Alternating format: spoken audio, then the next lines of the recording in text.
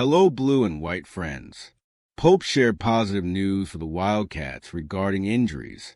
Let's get to the news. There are times when locker room news changes the entire atmosphere, not because of statistical weight or an improbable victory, but simply because of the feeling that something better is coming. That was exactly the impression left by Mark Pope when updating the physical status of two names that could alter the course of Kentucky basketball this season. In a cycle marked by expectation and adjustments, the coach's words served as fuel for a fan who knows well the ups and downs of a traditional program and who knows how to identify when the horizon finally begins to clear. Pope, with the care of someone who follows the team in detail on a daily basis, revealed that Jaden Quaintance and Jalen Lowe, two of the most promising talents in the group, are firmly on track to return. The simple construction of this sentence already carries considerable weight. Quaintance, who suffered an ACL injury in February, has been showing steady progress for weeks. Progress that isn't just a formality. It's almost palpable. Each practice, each monitored exercise, each conscious advance brings a center closer to his official debut for Kentucky. And for a team lacking a dominant presence in the paint, the expectation is high. It's not just about recovering minutes, but about rescuing a player projected for the draft, a name that shakes up projections and changes the team's style when he steps onto the court. While Quaintance's return was a dream that had been taking shape for some time, Jalen Lowe's case suggested a more nebulous path. The shoulder injury, first suffered in the blue-white scrimmage and aggravated in a practice on the eve of the game against Eastern Illinois, put the point guard on a path of uncertainty. Pope knew this, the press knew, the fans sensed it between the lines. But the narrative changed, and it was the coach himself who pulled the strings of optimism. Live on his radio show, Pope delivered one of those phrases that changes the tone of a season. Lowe is back to work. No contact, still within limits, but with the ball in his hand, movement, and real participation in team activities. It wasn't just a physical return, it was symbolic.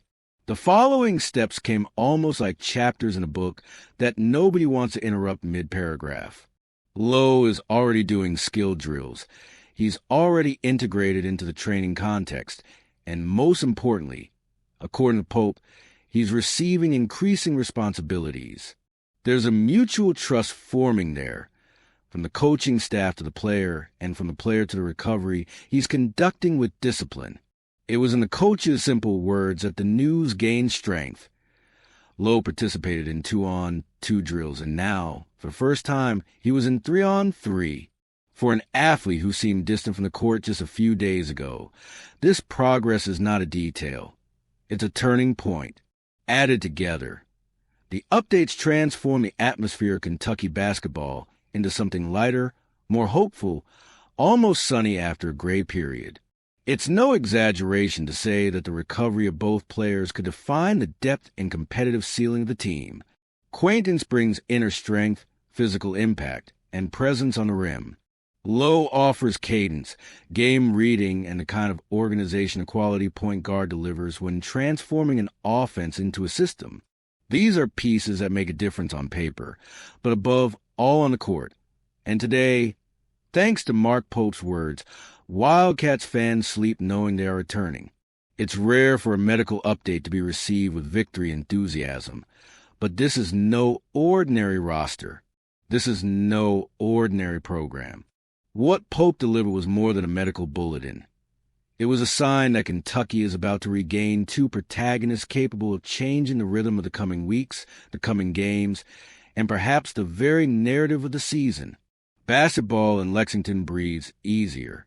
And when big men return, when point guards regain their touch, when the roster regroups, the noise in Rupp Arena usually follows suit. The news is positive, and in college basketball, that's worth as much as a three-pointer in the final second. Today, Kentucky is moving forward, and that's something not every report can tell you. The question hanging over Kentucky basketball season, like a dense and unsettling cloud, reflects more than just one player's dilemma. It's a question that transcends a court and fits into the complex intersection between individual and collective ambitions, professional dreams, and college responsibilities. Otega OA, the talent who should be the cornerstone of the rebuilding process led by Mark Pope in his second year at the helm of the Wildcats, seems to be in a limbo that takes the breath away from both his fans and the most attentive analysts. When OA announced his return for the 2025-26 season, BBN vibrated like it hadn't in a long time. It wasn't just a return of one of the SEC's best players from the previous year. It was a promise of stability and leadership in a program that, although traditionally dominant, was still trying to find its way after a few years of fluctuation. He had been chosen as the conference's Player of the Year in the preseason, a recognition that seemed to foreshadow a long and glorious campaign. But 6 games later, this narrative begins to show deep cracks, raising questions that go beyond simple statistics or game dynamics. The central problem is perhaps difficult to quantify, but impossible to ignore. Otega OA seems to be caught between 2 conflicting missions. On one hand, there's the team, his teammates, the expectation of leading Kentucky back to the top of the NCAA. On the other, there's the inevitable call of the NBA, a bright future that depends on specific demonstrations of skill and consistency. The tension between these 2 forces is shaping his performance in a worrying way. Instead of aggressively seeking the paint, using his physical strength and predatory instinct to dismantle opposing defenses, he opts for a more cerebral and often less effective style of play. Low three-point shooting conversions, disappointing free throw averages, and a more passive presence on the perimeter are symptoms of an approach that seems less focused on winning games and more concerned with displaying a repertoire that might impress NBA scouts.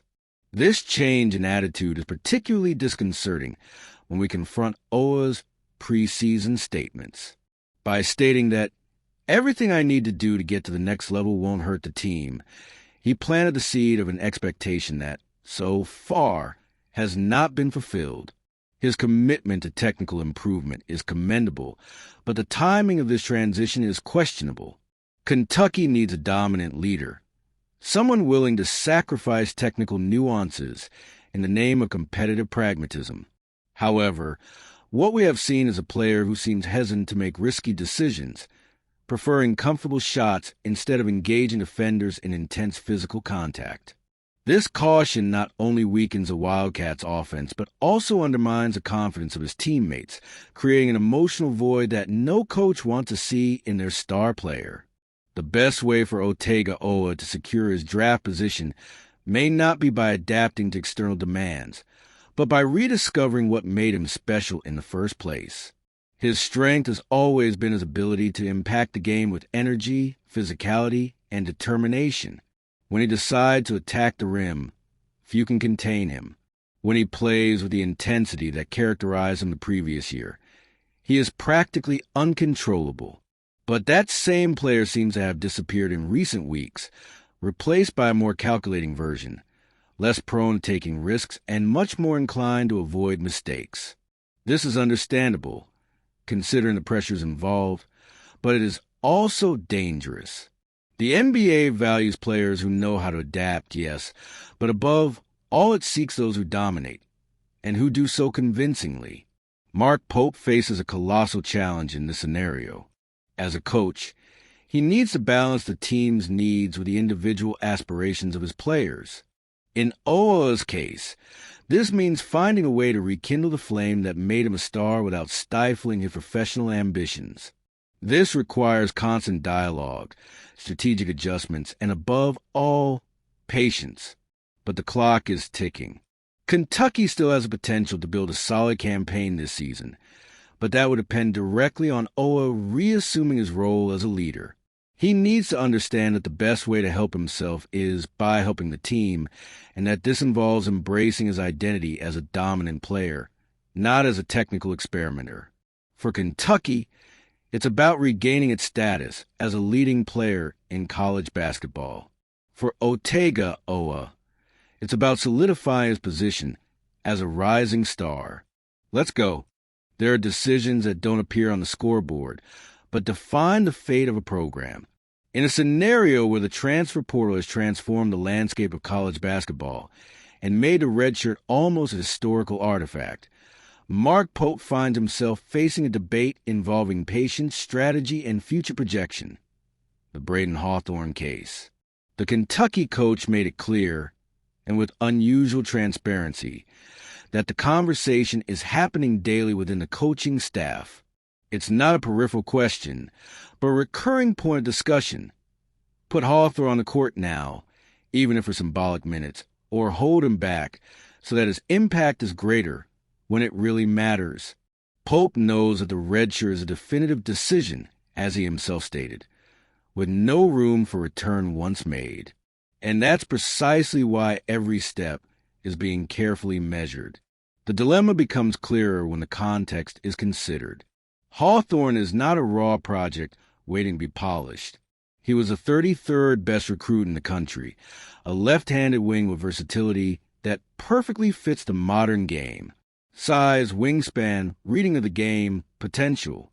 He's the type of athlete who, under other circumstances, would already be in rotation without hesitation. The problem, ironically, is that the internal competition at Kentucky is of a very high level. The current rotation revolves around 9 to 10 players, and the wing positions are even more competitive. Denzel Aberdeen, Otega OA, Cam Williams, Colin Chandler, names with experience, rhythm, and already established roles. And that's where the math cuts through any romanticism. What sense would it make to spend a year of eligibility for a Hawthorne to play a few minutes in control games, only to be included to register his presence on the roster? There's a strategic weight that goes beyond the anxiety of the present.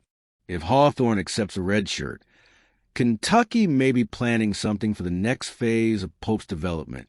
A year of training for physical conditioning, a year of tactical absorption, without the urgency of immediate participation, a year to develop confidence, reading skills, and precision. It's not a decision that shines in November, but it could illuminate March or the following season. And there's something almost countercultural about this move. In an increasingly impatient sport, where athletes migrate seeking immediate court time, Kentucky is considering the opposite.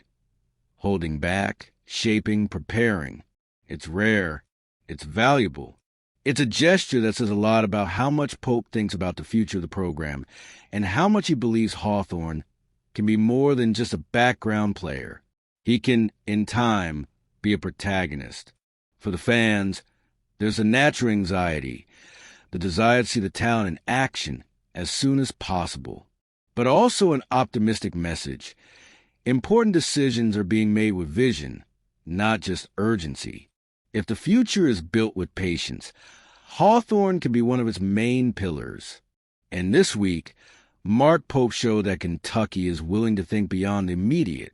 It might not generate box score headlines right now, but if everything goes as planned, Wildcats fans can still look back and point to this moment as the first step towards something big.